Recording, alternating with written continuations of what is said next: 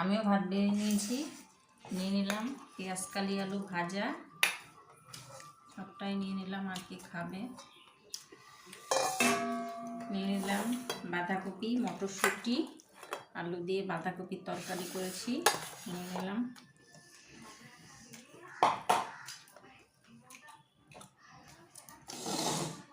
আর মাছের ঝোল করেছি, একটা মাথা নিয়ে নিই। কপি দাওনি? না, যে ফুলকপি আর দিইনি। আর হয়েছে এই যে পায়েস, পায়েস এই আজকে খাবো।